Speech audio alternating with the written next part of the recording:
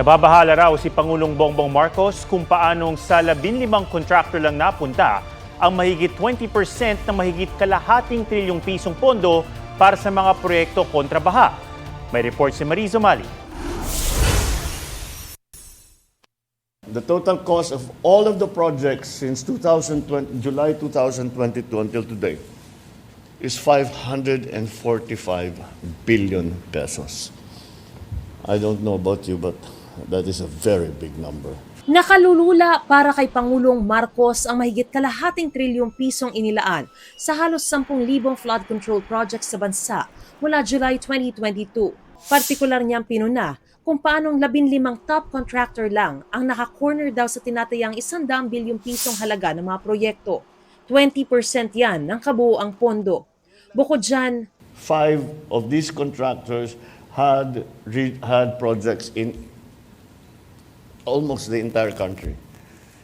So those are the ones that immediately pop out na sa aking palagay ay kailangan natin tignan. pinangalanan din niya ang 5 sinasabing contractor na may proyekto sa halos buong bansa. Hinahanap pa ng GMA Integrated News sa mga nabanggit na kontratista para sa kanilang pahayag. Nilitan niya rin ng Pangulo ang iba pa niyang napuna. Mahigit 6,000 proyektong may pondo mahigit 350 bilyong piso ang ditukoy kung anong uri ng flood control ang itinatayo.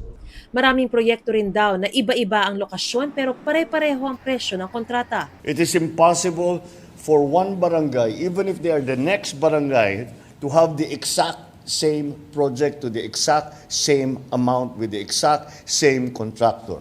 At ang mga probinsya may pinakamaraming flood control project, hindi tugma sa 10 flood-prone o pinakabahaing probinsya.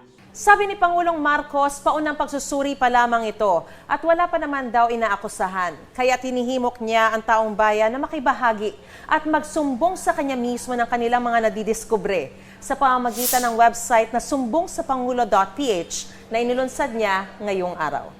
Akong titingin dito araw-araw sa website natin at babasahin ko ang mga report na ibibigay ng taong bayan. Mariz Umali nagbabalita para sa GMA Integrated News.